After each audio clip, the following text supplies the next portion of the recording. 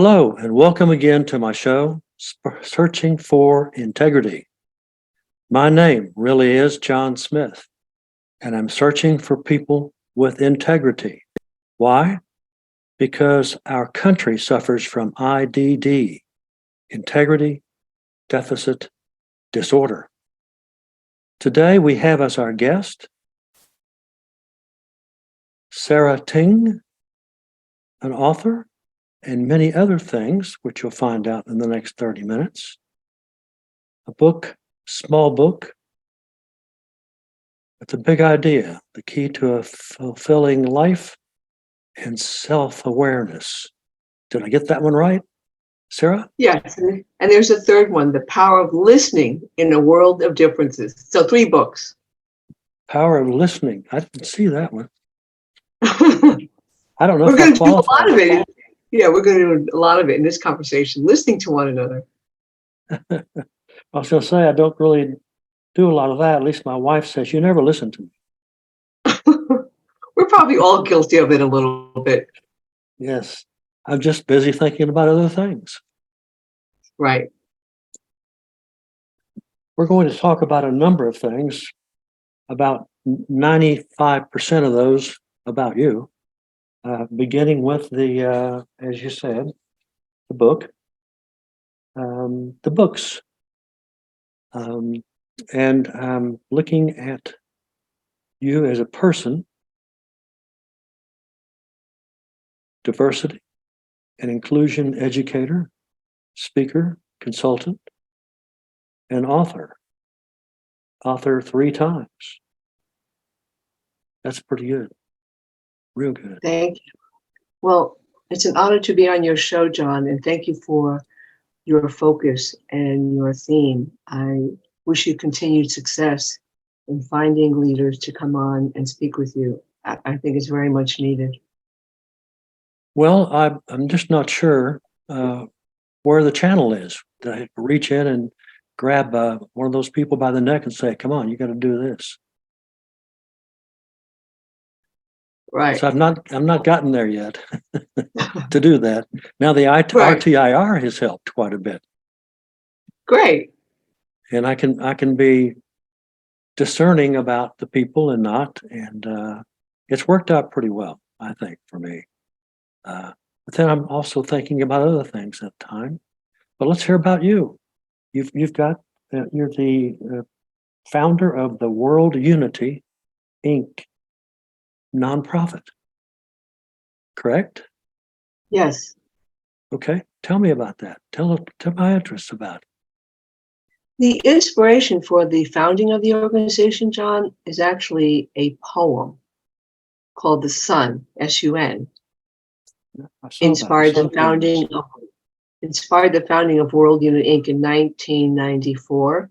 The mission of the organization is to promote equality, diversity, and inclusion by raising self-awareness through the Sun poem and empowering and inspiring individuals through the arts, education, and innovative ideas. So the poem is only 4 lines.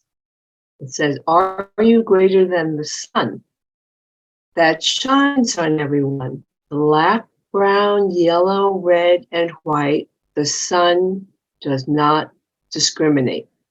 Uh-huh. What's extraordinary about this, John, is that the poem was never meant to be public. It was written in a personal journal. Howsomever. I'm sorry? That's one of my words that I plug in with something. Howsomever. Howsomever. Howsomever. However, with a some in it. Oh, okay. However. Yes, You know, however. It wasn't meant to be public. Right. It wasn't meant to be public. However, like, what happened, Sara? Well, I tell this in my TED talk. Huh?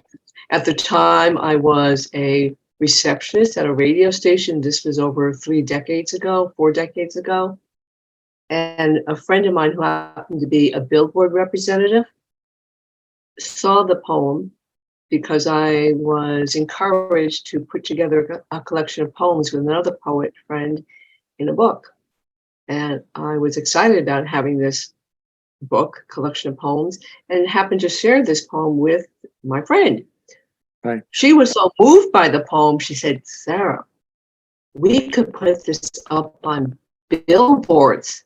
I was like stunned, like, really? You could? She kept her word. She put it up on billboards all over the city of Boston. And then the poem was produced into a public service announcement and aired on all the 3 network affiliates. How that happened was, I thought this was quite a story. Here you have this poem put up on billboards all over the city. Why not share this with the news department?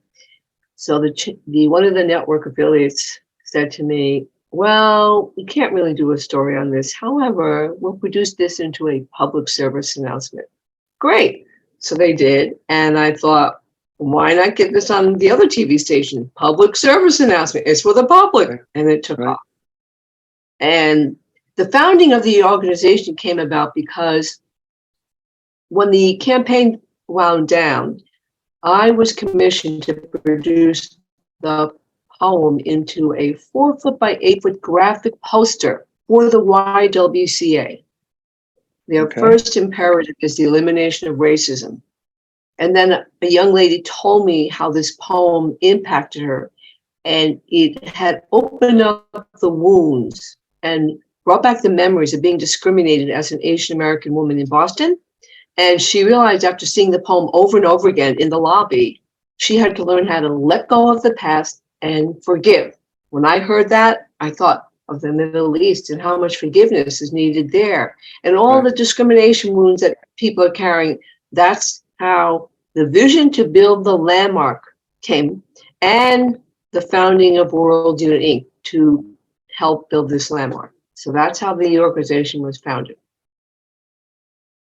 Well, as the nonprofit, that probably finds all kinds of challenges, I would imagine.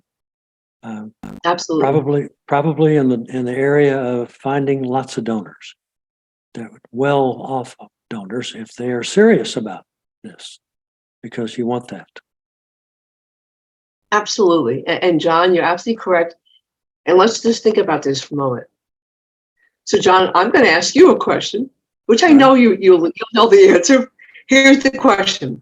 Is there a law, policy, or technology that can remove bias from the person, like take it out of the person? And the answer is? I've had my tonsils out. I've already had my tonsils out. Yeah. No, the answer is no. You're right. Now, John, yes. I've been asking people this question for the last almost 2 years, and I love people's answers. They go, no, absolutely not. Oh, if we could ever. And I say, yeah, you're right. If we could ever. Now, if we could ever do that, well, we could remove dishonesty from a person. And why don't we remove misogyny from a person? It will never happen because these are human qualities. You cannot put character into a person. The person has to develop his, her, their character. You can't put it inside the person, and you cannot remove the vices and the shortcomings that people have that are human qualities. It will never happen. That's why we have your show. In searching for integrity. Let's hope so. You can't put integrity. Can you put integrity inside somebody, John? Say again? Can you put integrity inside of a person? Put it in the person. No, they're going to have a little bit before I can do something like that. Somebody has to be serious. And somebody has to be genuine. That the future can be something for themselves, not just themselves, for everybody else as well. Right. How about you? How many people do you know that you can do that? You can't do that. You can't put integrity into a person. It has to evolve. It has to come out of the person from their life experiences. Mm-hmm. That's the only way. You develop it from your life experiences. And when you really, really, truly develop it, that's what empowers you to have the courage to take a stand for something that you know to be right and is the truth, versus going along with what everybody else wants to do. Well, I certainly do agree with that. Just this past week, I was going through various emails trying to find people that would come on my show and so forth. And then all of a sudden I looked up at the subject matter of the, not what I was dealing with, but the words were unconscious bias. And I don't know where it came from. I don't know where it came from. But I've had some recent unbiased people, if that's the way to put it, that we had high expectations for, that just was just a complete bust about what we should be after people and what they should, maybe connect them in some way with themselves. I was surprised. I was really surprised. And then I see the So do you think they understand what unconscious bias means? No. Yeah, well, they don't know it. I mean, unconscious, yes. They don't know that they have a bias. Well, you said the key word, they don't know. So Mhm. they don't know the bias they have, and many times people don't even realize when they're doing it. Unconscious means you don't know. And we all have unconscious biases. Everybody has it. And it doesn't make anybody a terrible human being. It's part of the human conditioning. Can I tell you who doesn't have unconscious biases? Can I tell you, Sure, John? please. Go. Dead people. Okay. If you're alive, you will have it. What we have to do is take the stigma out of it. All human beings will have it. And depending on the family you grow up in, the community, the education, and even the nation you grow up in will dictate the kinds of biases you will learn. So, for example, if I grew up in China, would I ever have to be worried or concerned that a man would reject me, not want to date me because I'm Chinese? Of course not. In America, yes, that could happen. I'm not interested in dating an Asian woman. Their preference, but that could happen. But it wouldn't happen in China. Right? Go ahead. I like it. Go ahead. Right? Yes. And so I think what we have to realize is that, and I ask these questions in my training to help people understand the value of the training for themselves. I ask, well, how many people want to stop growing personally and professionally? Raise your hand. The good news, John, is nobody raises their hand. That's the good news. Good. Everybody wants to grow personally and professionally. That's really good. Okay, now, how many of you realize that in order to grow personally and professionally, that means you have to be okay with being uncomfortable? Nobody grows by being comfortable. Right. Right, John? Right. You're going to be uncomfortable. On the other side of discomfort is called growth, personally and professionally. Now, if you don't want to grow professionally, okay, but personally, by growing professionally means you could actually widen your circle of friends, and you could enrich your life in ways that you never imagined. Mm-hmm. Mm-hmm. I agree. And I think that people that don't have it or haven't straightened out their own situation, I think that they're still working. I think they're working at it. I don't know if they're working on it, but they're working at it.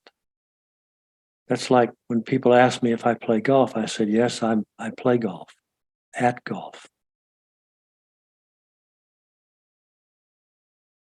Yes, I would agree. And I want to stress, John, I think it's very difficult for people to understand that you don't grow by being comfortable. And when a person, let's just say they've reached a financial position in their life, we're doing extremely well. So they're comfortable. Yet in the area of diversity, maybe they need some work. Well, we all need work, but they're comfortable. So what's going to drive them or motivate them to kind of want to work in that part of their lives? Financially, they're all set. They're doing great. That's a little bit of the conundrum we're in. Right. It is. I wrote down elimination of all forms of bigotry. Well, now here's the thing, John. When I do my workshops, I tell people, now, I hope you all realize my workshop is not going to, the goal is not to wipe away all of your biases, and that's never going to happen. The goal is to become aware when a bias comes up or bigotry, to be aware that, oops, I'm kind of like, why am I responding so negatively to this person I just met? Right. Then you have to ask yourself, am I going to act on that assumption about this person that I just met? Or am I going to put it aside, that thought, and engage in a conversation with so-and-so and get to know who this person is? So the goal is not to eliminate these biases in our heads. That's never going to happen. And I guarantee you, with all this technology, we're going to create new biases that didn't even exist. With the AI, of course. Yes, we're going to create new ones that didn't even exist. Huh. You want to bet a nickel? Now remember that URL that I still have in my pocket, havingawareness.com. And I thought about that one at least, I don't know, 8 or 9 years ago. But I keep renewing it every year because I keep thinking, yes, I'm going to use it. Yes, I'm going to need it, is what it tells me. So it's there for me, havingawareness.com. That's the key, John, is self-awareness, especially if you are in a leadership role, especially. Even the Greek philosopher, I believe it was Socrates, who said the highest knowledge is know thyself. Yeah. Know thyself. Let's say you're in a leadership role and the person's not aware they have a short temper or short fuse, and end up creating kind of a toxic environment, but they're not aware that they're doing it. Right. Well, that's a number of ways that have brought them into the room. But what I think about is people in a room and suffering with what they're doing is the people that go to AA now. And it's quite an organization, I think. And some old friends from my high school are still, they're working with them. So yes, I think that, I always thought about bigotry in a way that I wanted to walk away and not try to help the person in a sense. That's not right, but it's what I'm remembering now. Well, that's the other good point that you just made. Like, we need to help each other. And when people make a mistake, don't punish them. How is labeling a person? If someone makes a racist comment, how is calling them a racist going to change them? It's not going to work at all. But if you're looking to correct someone has a habit, try to deliver it with some humor. And yes, I would agree 100%, humor and compassion. And here's another thing I love to say in my workshops, John. So we all know there's 2 guarantees in life, taxes and death. Do you know the third one? Go ahead. Mistakes. Oh. I don't care if you won the Nobel Peace Prize. You can't tell me from that point on, you will never make a mistake in any part of your life. We are all guaranteed to make mistakes. I love, there's a line in a song, I'm only human, born to make mistakes. We're going to make them. And when we make them in the space of bigotry or biases, well, all you have to do is think about yourself. If I make a mistake in this area, how do I want people to talk to me or treat me? Do I want them Right. to condemn me? What would I want? I would want someone to help me understand, like, well, what did I do wrong? Can help me. I'm sorry. I wasn't aware that I did this. We're talking about the unconscious biases. Like, Right. and the other Right. thing, think about this, John. Do you really think, I'm going to say, and I hope everybody who listens would agree with me, when people wake up in the morning and they want to go to work, Uh-huh. did any of us really think they say, I'm going to go to work today. Let's see, who should I discriminate today? Oh, I think I'm going to do, let me think. Let me look at this list. I'm going to pick the Asians today. And tomorrow I'm going to do Latino. Nobody does that. It's unconscious. The problem, what we don't realize is when someone, a marginalized group or minority, is the recipient of unconscious biases, whether daily, weekly, it wears on them. And then what happens is one day they blow up. And then everybody wonders, well, what happened? Well, if you sit down and ask to kind of delve into the person's thoughts and minds and what's happened over the past month, 2 months, 3 months, they might tell you. It's more of to me, it's motivated by the word just jumped out of me. The golden rule came about. If you talk about others and you're trying to encourage others, then whatever happened to the golden rule? Yeah, I would agree with you, John, that the golden rule is a great way to help people. The only caveat to that is this, because as you know, the golden rule, do unto others as you would like to be treated, Sure. right? Mhm. Okay. The only little bit caveat to that is if I have low self-esteem, then there's a certain way I'm going to be okay with people treating me because I have low self-esteem. So no, I don't follow that 100%.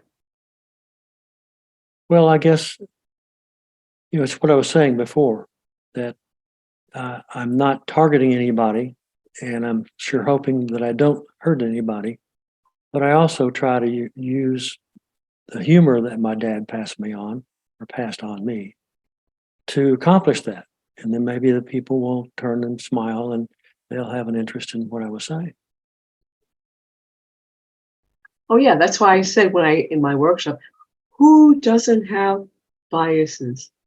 And when I say dead people, everybody laughs. They know it's true. They're dead. Right. They don't have it anymore. That was, and I'll tell you, when I saw that in the subject matter of this email, I thought, where did that come from? Something, somewhere, somehow, maybe it's an angel threw that up there and said, think about this one. What do you do with this one? That type of thing. Sometimes that happens to me in terms of, but I'm working on that as well to make it better, make me better. It's all part of each of us as human beings evolving to be the best human being we can be, because that, to me, ultimately is what life is about. We come into the world with our flaws, and a lot of the biases, they're all learned. People don't come into the world hating groups of people, rejecting. They learn all of this. It's the culture. And again, depending on the family, the community, the education you have will dictate the kind of biases you learn. I mean, I remember decades ago, I was dating a gentleman who happened to be going to graduate school at MIT, and he never knew about the Japanese internment camp. Are you familiar with the Jap in World War II? Sure.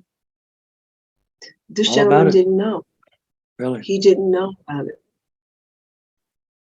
And it would be interesting. It would be interesting how many of your listeners know about the Chinese exclusion law in 1882, a law that was actually passed excluding Chinese to come into America. Chinese exclusion law, 1882. And John, think about it. And then 110 years later, 1992, Congress passes a law to recognize Asian American Heritage Month, AAPI. So it went from excluding us to now we're going to recognize you. But it took 110 years. No, that's true. I mean, if there weren't any Chinese, there wouldn't be any railroads. Yeah, exactly. Thank you. And do you know 1,200 people died, Chinese, building that transcontinental railroad? 1,200 unsung heroes. It transformed the economy, this country. Yeah. Well, let me do this for you. I have a question for you in terms of how you're going to attract more book buyers. What do you do? Where do you go to where being an author, having all these people identify your book? Books. Well, thank you so much. Two places. Amazon does carry all three books. Amazon. And the title, it's a series of book called Small Book with a Big Idea. That's the series, Small Book with a Big Idea. The first one is 5-minute training to empower you and transform the world. The second book is The Power of Listening in a World of Differences. And the third book is The Key to a Fulfilling Life, Self-Awareness. The second place that people can purchase it is that they go to my website, Sara Ting and Associates. So the address is asthesun, SUN.net, asthesun.net. And it takes them actually, I think, to the Amazon site, but you can see the books and information about it asthesun.net. Well, I think that we've accomplished quite a bit today, and there's more that I have that I don't have the time for, but I'll probably be in touch with you immediately. Well, thank you, John, for the honor to be on your show, and I wish you continued success in your program. Well, I hope so too. And I'm glad that you've given me the opportunity to tell my listeners, and hopefully that I can tell them, thank you, listeners, for tuning into Searching for Integrity. And my favorite adios is so long and happy trails to you, to all, until we meet again.